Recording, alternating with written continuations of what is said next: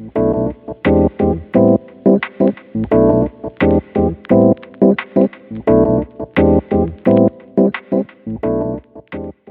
right, bet.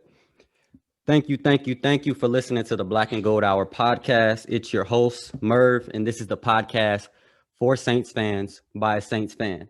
If this is your first time to the show, I really welcome you. Thank you for tuning in. If you're coming back for more, thank you so much for the continued support. I really appreciate that. It is September 24th, 2020, and it's now 3 days before a huge game as the Packers come to New Orleans to face the Saints. The Packers are looking good right now. They're looking like serious contenders. On offense, they're clicking. Defense, they're looking fast. And this is a huge game in the NFC. For the Saints and WhoDatNation, this has been a kind of a scary week because we don't really know what to expect from this 2020 New Orleans Saints team. This team had high expectations. Everybody's picking them go to the Super Bowl. If you read Vegas, they're picking the Chiefs and the Saints. So we're all in it. Super Bowl or bust this year. And honestly, after the Saints took a shocking defeat to the Las Vegas Raiders, where Derek Carr and company were able to have their way basically after the first quarter, it shocked a lot of us. A lot of us were just appalled. So this week for Saints fans has been a lot. There are many things that we saw that led to the New Orleans Saints loss on Monday.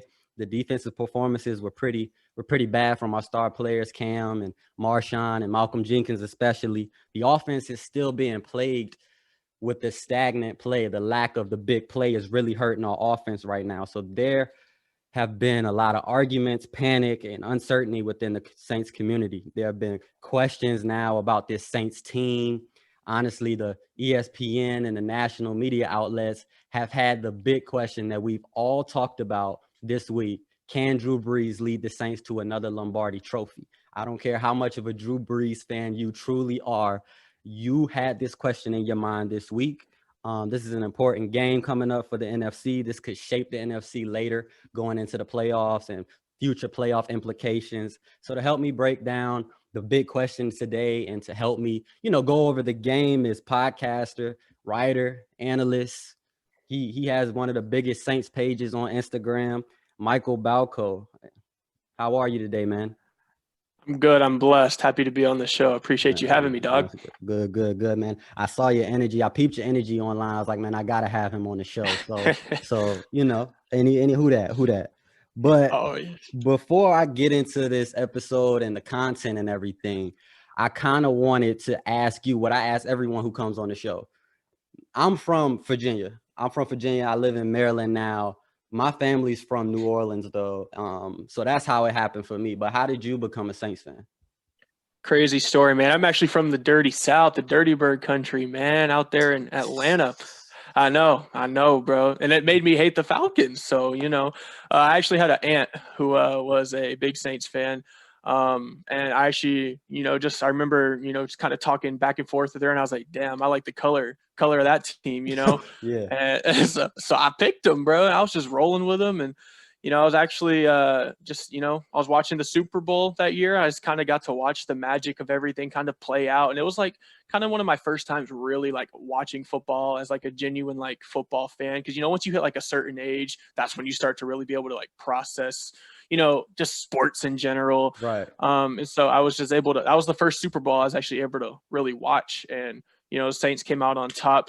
So I won't go as far as saying I'm a bandwagon fan, but, I just kind of fell in love with the culture and the vibe of New Orleans just off that season alone. So I kind of been with them ever since, through the good times and the bad since then. So no, it's good. Like we both young, so we both jumped in on the good era. Like we don't know don't know the ain'ts too much. Honestly, I haven't even told this story before. I became a fan of the Saints. My dad's from New Orleans, and he always was repping the black and gold. I was like 11 or 12. I wasn't even old enough to really start watching sports, but I'm getting a haircut. My dad's cutting my hair in the room, and we're watching the draft. And all of a sudden it says with the second pick in the NFL draft, we pick Reggie Bush. And my dad's running around the house. I'm like, my dad is, if you know my dad, he's real cool, chill. Like he's running around the house. And I'm like, Dad, what you running around the house for? And I'm seeing the Reggie Bush highlights. So honestly, I was a Reggie Bush fan before I was a Saints fan. And then after that, Drew Brees came, and that's all she wrote after that. I was hooked ever since, man. Right. But It's easy to love a team based off a player for sure. Reggie was definitely one of those dudes that brought a lot of fans with him. So right. So I could say I'm one of those fans. So right now it's been almost 15 years since then, and it's been a crazy week for the Saints. It's been a crazy week, I know, for Drew Brees, and there's a lot of questions. So there's kind of a mixture of overreaction and people who are very in denial about what this Saints roster is. And where do you find yourself at? Because me personally, I still believe that it's only week 2, and I'm not too worried, but there are some things that I have questions about. So how far do you think this team can actually go? I know it was Super Bowl before the season started. Do you still feel that way? yeah, I mean, obviously, in a NFL season where there's a ton of uncertainty like this one, where you usually have a preseason, you got 4 weeks to get ready. You have a whole training camp, a full off-season procedure to get ready. Obviously, it's been a shortened off-season due to COVID, all that good Right. stuff. It's just a whole lot of unnormality. And at the quarterback position, you want your same routine. And Drew Brees, especially, has always been kind of known for his routine. And when your routine gets thrown off, I'm sure anybody who has a routine, you kind of have to figure out, you got to work the kinks out a little bit, in this case, the first couple of weeks, stuff like that, before you can, kind of get back into a routine and all that good stuff. Right. Keyword there is just routine, and it's hard Mhm. to find routine in 2020. So, obviously there is going to be some decline. Drew Brees not the quarterback he was, a few years ago. We've seen that over the past few seasons. But yeah, I don't think there's any reason to really like panic and just say, oh, we should have kept Teddy two gloves and, Mhm. stuff like that. Obviously, Teddy Bridgewater is doing very, very well in Carolina right now. Don't want to like dog him or anything. I mean, I would Right. love to have Teddy Bridgewater on our team, but Man, I don't think there's any reason to hit the panic button. We have Drew Mhm. Brees, who's one of literally the greatest quarterback of all time. If you're considering records and accolades, I don't think there's any reason to panic. We're going to work the kinks out. We have one of the greatest head coaches, best coaching staffs. I'm not too worried about it. Right. And it was, if you're a real Saints fan, like Drew Brees is my favorite quarterback of all time. It was an emotional week. Like you want to Yeah, defend him, but at the same time, you're like, man, it's like he's getting it's up there. true. Yeah. It's like he's getting up there. It's like, man, like everybody knows he doesn't look the same. It's just, Hmm. is he good enough to carry the team? Right. I still believe, like you said, I still believe the team is pretty strong. I believe that the Yeah. offense is going to have to make some adjustments. And I believe that defensive game, it doesn't define our defense. I believe that the defense will be our strong focal point this year. Cam Jordan usually doesn't. He usually commands double teams. I just think it was a bad game overall. So I'm gonna ask you the question that everybody's been asking. Do you think Drew Brees is plaguing the Saints? I wouldn't go as far as that. Mhm. Um, I think, he's not right now, he's not hurting the Saints in any way. I mean, the dude still threw 312 yards last Right. week. I mean, he still got it. He still got some juice. He threw more yards than about 75% of other quarterbacks did last week. And Right. he was still, I mean, pretty accurate. I think it was like 62% of his passes were complete. Like, I'll take 62% just about any week. It just wasn't good enough against a young, healthy Raiders team. And I mean, it's not uncommon, for Saints fans in general to question in week 2, because we always come out very strong week 1, regardless of who our opponent is. Usually, it's not a team as good as the Bucks, so that's understandable. Mhm. But we haven't won a week 2 game since 2013. So whenever you take that into consideration, we're used to questioning, are we really this good? Because you come out one week and you beat the hell out of a team, and then the next week you're like, where the hell did that go? You know what I Correct. mean? Right. So when especially when you're like coming into a game, a Raiders team that hasn't been good recently, and you're kind of already expecting to win, it's a little bit, you come in a little cocky. I'm just not going to sugarcoat it. You come in a little cocky. There's no doubt in my mind, Marshawn Lattimore, Drew Brees, all these dudes were like, we're about to just put up numbers on the Raiders defense. And it wasn't the case this week. So I don't think he's hurting the team, but I do think he definitely has to work some things out between his own head, and just, get back to that Drew Brees we know and love. Right. And I think the thing for this Saints team, and especially us as fans, is expectations. Like Yeah. that's why we're so heartbroken about that week 2 loss. It's not the fact that they lost to the Raiders. it's not the fact that they lose to anybody. It's our own personal expectations of this team. Right. And I don't know. Maybe the players felt that way as well. I didn't see anybody even talking about a close game. I think all of us were kind of looking to this next game against the Green Bay Packers as kind of the measuring stick for the team. But what do you want to see out of the offense this week? Because the offense was, after the first quarter, it was really bad. I mean, there was Alvin Kamara was the only person who kind of showed out this week. So we want to see more from Emmanuel Sanders. We want to see more Taysom for some people. That we want to see everything, just be elevated. So what do you think they need to do this week to get the victory? I think you kind of covered it a little bit there. I think we do need to see a lot more of Taysom Hill. I think we need to see a lot more of Deontay Harris. Those are two guys we need to get involved a lot more. And Deontay Harris was a guy who I really thought was going to have a huge game against the Raiders because Michael Thomas was out. And usually when your star player is out, and then you're going to have Emmanuel Sanders, who's going to have to step up and be that number one guy when he hasn't had those preseason games to get adjusted. He's had one training camp with Drew Brees. Obviously, he's a very good receiver, and I don't really think we're going to see much from Emmanuel Sanders till about week 5 or 6, if I'm being completely honest.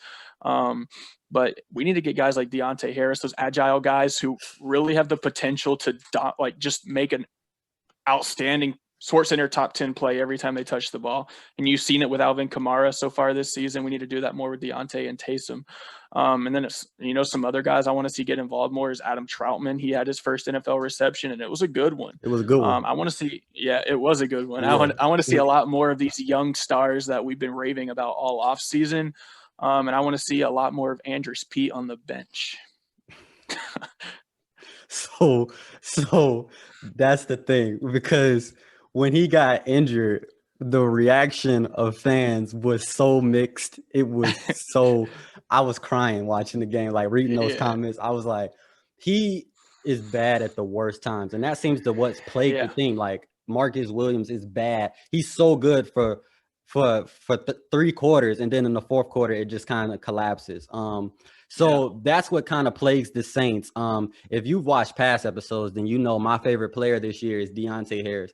I don't think I've seen, well, when he first started, he did have some fumbling issues, but since he cleared that up, I can't even think about a play in recent memory where he hasn't contributed positively in that play. Like he's a playmaker. He needs to be involved on the field.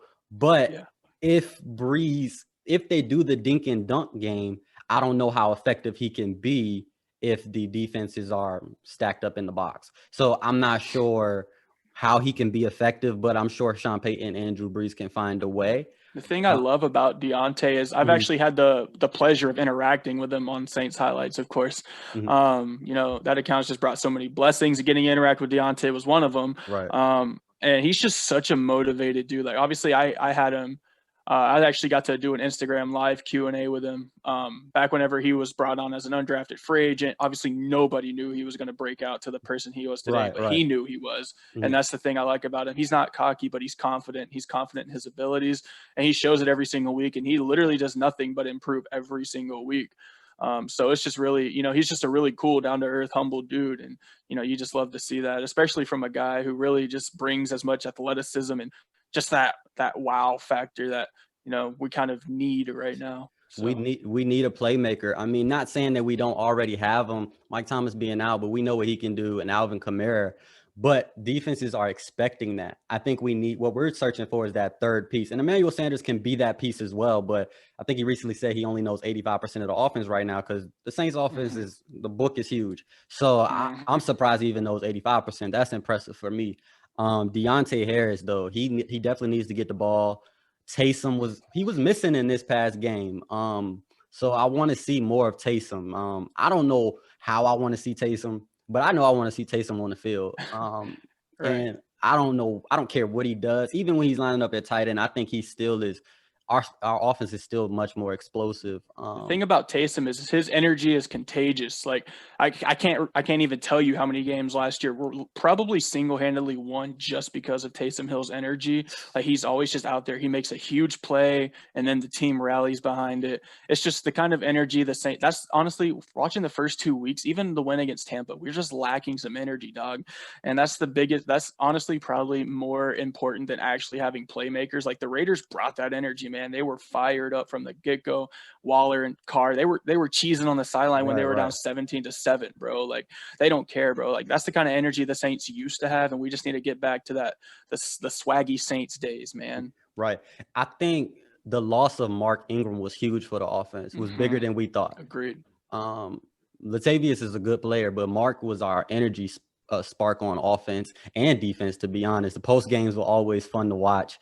Mark is doing his thing in Baltimore. He's like one of the only players from another team that I follow. He's like he's a great personality. I'm really upset that we let him go.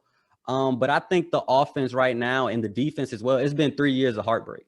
So you got to continuously find new motivation each season. I think it's getting harder each year for them to find that motivation. So hopefully they can find it. Hopefully Taysom is that spark, but I don't know how much he can be on the field with Drew Brees' leverage, in the offense and in the WhoDat community.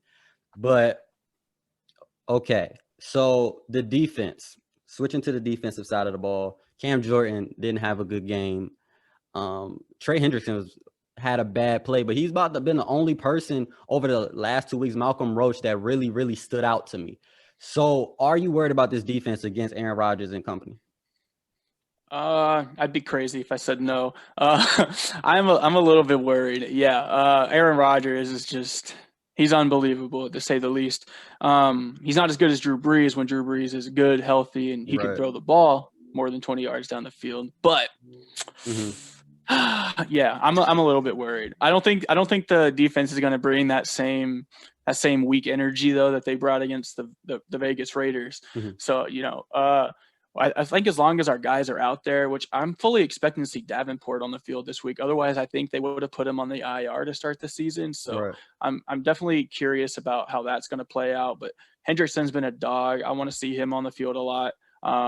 But it could, just due to Hendrickson's success, I wouldn't be surprised to see Cam and Davenport, if he's healthy, sub and rotate and stuff like that, which is crazy to say. But I think as long as Devontae Adams, that whole situation is going to be something to keep an eye on. Obviously if Lattimore doesn't have to go up against one of the top receivers in the NFL, that's going to be a huge upgrade for us.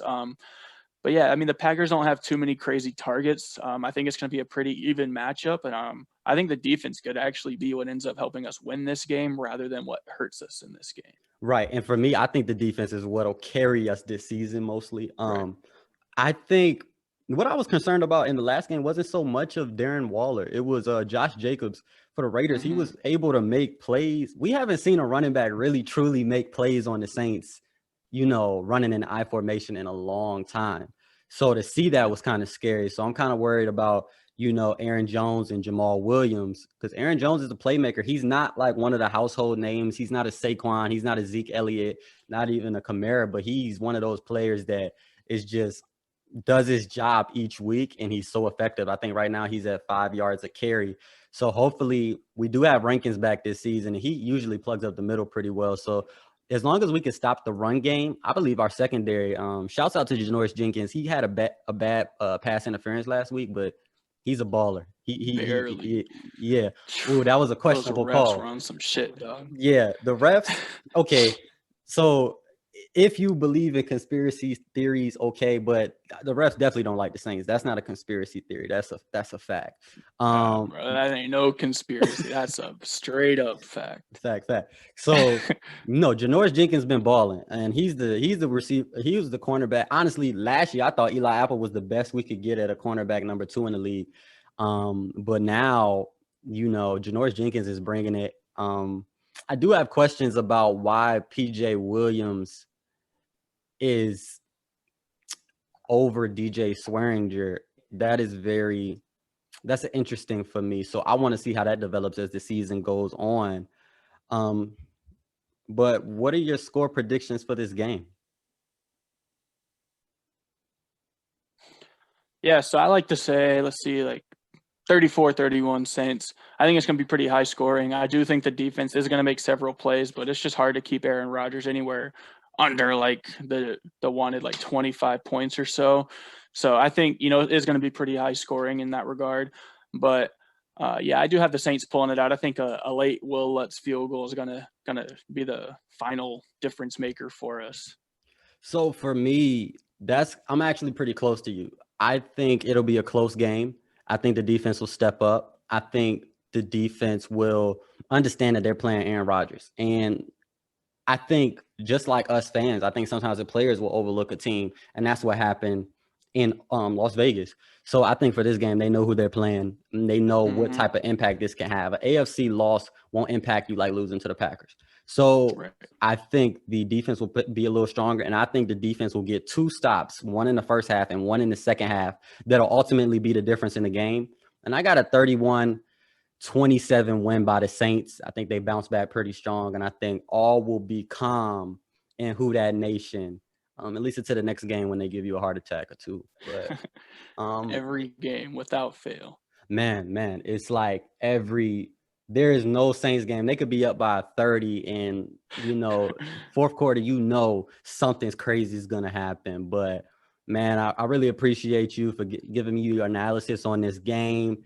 And as we wrap up today's show here on the Black and Gold Hour podcast, I didn't even tell Mike, but we usually do a segment where we give positive words. Like we give a positive word of the day each time we do a podcast.